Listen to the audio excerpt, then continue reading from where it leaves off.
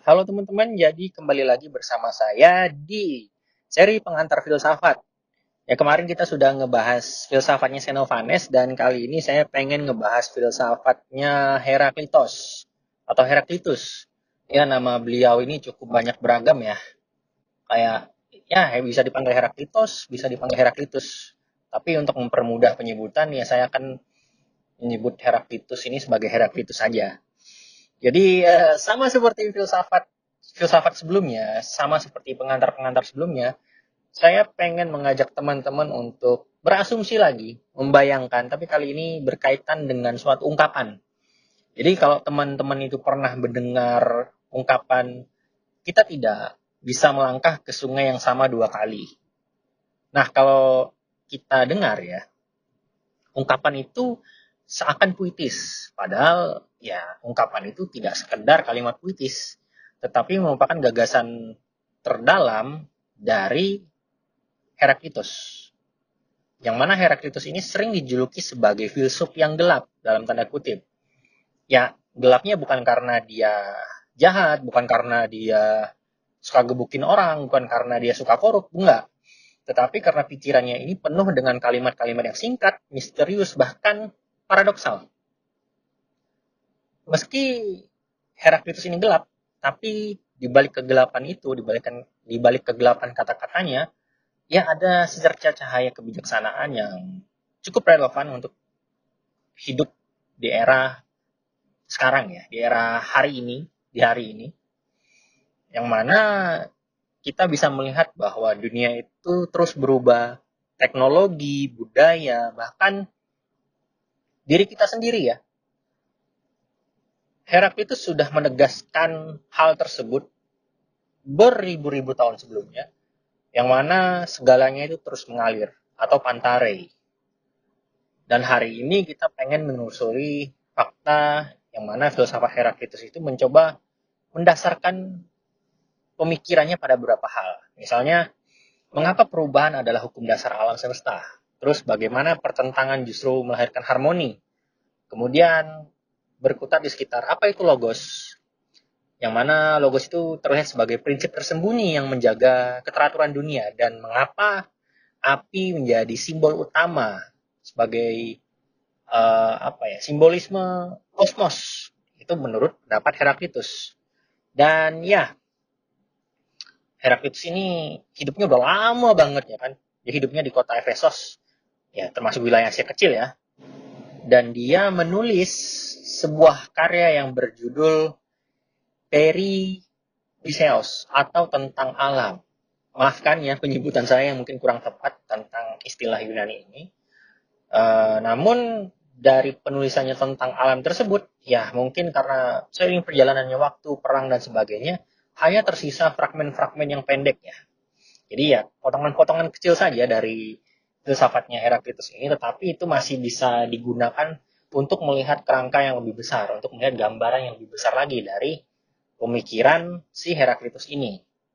Yang mana akan terdapat beberapa hal yang perlu kita pertimbangkan setelah kita mempelajari filsafatnya Heraklitus. Yang mana hal yang paling mendasar dari Heraklitus ini adalah doktrin tentang perubahan, yang mana menurutnya semuanya itu mengalir atau segalanya mengalir, yaitu pantare ya.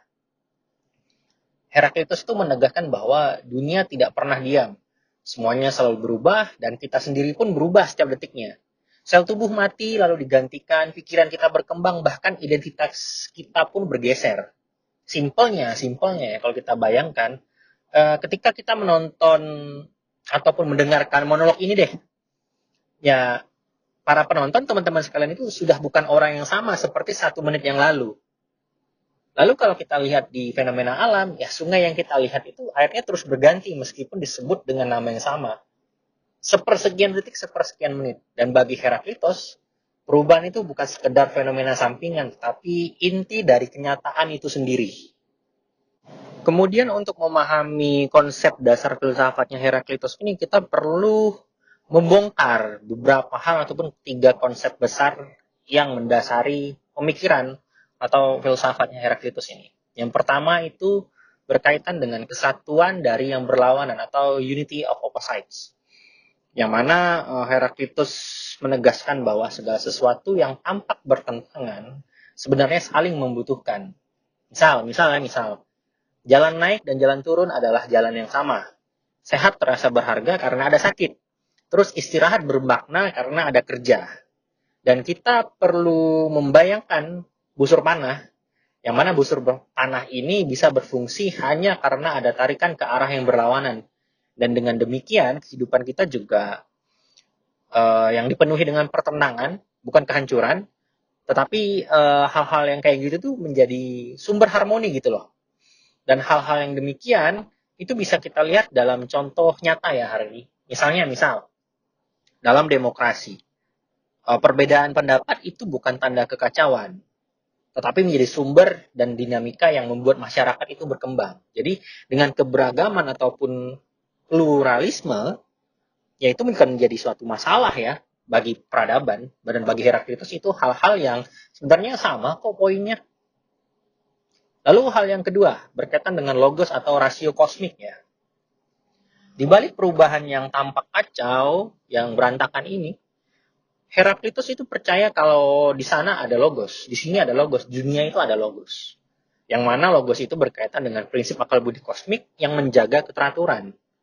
Yang mana Heraklitus sedikit berpendapat, ya kalau kita pengen mendengarkan itu bukan mendengarkan pada Heraklitus, tapi pada logos. Dan kita perlu mengambil sikap yang bijak untuk mengakui bahwa segala sesuatu itu sifatnya tunggal ataupun satu. Jadi logos itu ibarat hukum alam yang tidak terlihat ya. Misal, air itu selalu mengalir dari tempat tinggi ke rendah. Musim itu selalu silih berganti dan konflik sosial pun misalnya itu sering mengarah pada keseimbangan yang baru. Lalu kalau kita lihat contoh hari ini, misalnya dalam sains, ya kita tahu hukum gravitasi, hukum termodinamika, atau prinsip ekologi, yang mana semuanya bisa dianggap sebagai bentuk logos yang menjaga keteraturan di tengah perubahan, di tengah kekacauan, di tengah distopia ya misalnya. Kemudian yang ketiga itu api sebagai dasar alam semesta. Jadi kalau kita lihat tadi kan api seakan-akan digunakan sebagai simbol, sebagai keagungan yang Heraklitus tekankan di awal. Nah, kalau Thales itu melihat air sebagai asal segalanya, Heraklitus itu memilih api. Ya, tapi bukan api sebagai elemen fisik saja, tetapi sebagai simbol perubahan tanpa henti. Yang mana api memakan, menghangatkan, menerangi sekaligus menghancurkan. Dan Heraklitus itu berkata gitu, semua hal adalah pertukaran dengan api. Sebagaimana barang dagangan dipertukarkan dengan emas. Nah, kalau kita lihat lagi, ya itu bisa berkaitan dengan energi-energi listrik hari ini ya. Misal kita perhatikan energi listrik, internet, hingga revolusi industri. Yang mana ya revolusi industri itu ada mesin uap, listrik itu juga menghasilkan dentuman-dentuman atau percikan-percikan dari api, dan semuanya lahir dari sumber yang sama, yaitu api. Yang dalam artian itu ada transformasi yang awalnya juga api kok dasarnya. Sehingga nih, dari berbagai filsafatnya itu tadi, kita didorong untuk melakukan suatu aksi. Yang mana Heraklitus mengajak kita untuk mengambil suatu nilai dari filsafatnya. Ada 3 hal yang saya rangkum dan saya tangkap dari filsafatnya Heraklitus ini. Yang pertama, kita perlu menerima perubahan. Ya, jadi kita jangan terpaku pada stabilitas yang semu. Misalnya pandemi, teknologi, hingga perubahan hidup pribadi ya, personal kita. Ya, itu normal saja kawan. Semuanya adalah bagian dari aliran sungai kehidupan, yang mana kita tidak akan berpijak pada sungai yang sama, tidak akan berpijak pada fase yang sama, meski itu hanya 1 menit aja durasinya. Terus yang kedua, Heraklitus mengajak kita untuk selalu belajar dari pertentangan. Misalnya masalah, konflik, dan tantangan itu ya bukan akhir dari segalanya. Jadi hal-hal seperti yang saya sebutkan tadi itu merupakan bagian dari harmoni yang tersembunyi, dan seringkali itu dianggap oleh manusia ya sebagai masalah, ya padahal itu enggak. Itu harmoni. Kemudian yang terakhir, kita harus hidup selaras dengan logos. Jadi kita harus menyadari, mengobservasi, dan memahami bahwa ada hukum-hukum tertentu yang mengatur dunia. Baik hukum alam maupun hukum moral. Dan kita harus menyelaraskan hidup kita sesuai dengan hukum-hukum tersebut. Dan jika kita bisa melihat dunia dengan prinsip-prinsip yang sudah dibungkus oleh Heraklitus ini, ya kita sedikit banyak akan memahami bahwa justru dalam perubahanlah kita menemukan makna. Dalam konfliklah lahir harmoni, dan dalam api kehidupanlah ada kebijaksanaan yang abadi. Dan dari situ kita perlu berkontemplasi ya. Apakah kita pernah menyadari betapa cepat segalanya berubah? Apakah kita pernah melihat seberapa dinamisnya hidup ini? Tubuh kita hari ini masih sehat, mungkin besok bisa sakit. Wajah yang dulu muda jadi tua. Terus beban pikiran dari yang dikit sampai akhirnya banyak. Terus cara pemahaman kita tentang dunia itu tidak akan sama dari waktu ke waktu. Teman-teman mungkin dari yang tidak tahu menjadi tahu setelah mendengar monolog ini misalnya. Dan jika hal itu telah teman-teman rasakan, ya kita perlu berhenti sejenak, ngambil napas, ngopi, kayak gitu, sambil merenungkan apa artinya hidup dalam dunia yang senantiasa berubah. Pantare. Dan banyak dari kita yang juga merasakan rasa takut, ya termasuk saya juga ya, gitu. Yang mana kadang perubahan itu menyebabkan kita sampai ke titik-titik yang agak merepotkan ya. Sebenarnya dari berbagai perubahan itu kita perlu belajar, dan dari perubahan itu kita bisa bertumbuh. Misal dari perubahan yang mengajarkan kita untuk cara bertumbuh, misalnya kayak anak kecil yang jatuh berkali-kali saat berjalan, saat belajar berjalan. Terus ketika kita di fase remaja kita gelisah untuk bagaimana sih memahami diri kita. Terus ketika menjadi orang dewasa, gimana sih kita menghadapi kesulitan untuk belajar tentang makna hidup misalnya. Ya semua itu termasuk dalam suatu aliran yang gak bisa kita hentikan. Akan terus berjalan gitu. Mau kita merasa gak enak, mau kita merasa sulit, ya aliran itu akan terus berjalan teman-teman. Dan Heraklitos juga berbicara tentang kesatuan dari yang berlawanan. Sama seperti yang kita sudah contohkan tadi di awal, yang mana jalan naik dan jalan turun adalah jalan yang sama, maka kita perlu merenungkan ya, dari dasar filosofis itu. Apakah kita bisa benar-benar merasakan bahagia jika kita tidak pernah tahu apa itu sedih? Lalu apakah kita bisa menghargai kedamaian apabila kita tidak pernah mencicipi kegaduhan ataupun kekacauan? Nah, di balik semua perubahan itu, Heraklitus itu percaya bahwa ada sesuatu yang tetap, yaitu logos. Yang mana logos ini merupakan keteraturan, akal budi kosmik, dan hukum tak terlihat yang membuat dunia ini masuk akal. Dan kita mungkin melihat kekacauan, tetapi logos itu menyusunnya dalam suatu kerangka yang penuh dengan keseimbangan.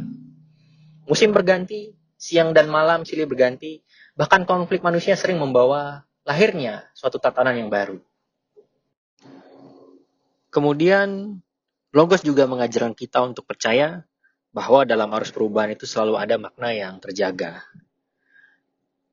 Heraklitos itu memilih api sebagai lambang dan menjadikannya sebagai dasar dari alam semesta ini. Yang mana api adalah kehidupan itu sendiri, dan api dianggap sebagai hal yang bisa menghangatkan, menerangi, dan juga bisa membakar dan menghancurkan. Jadi kalau kita pikir-pikir kembali, bukankah hidup itu mirip dengan api itu ya?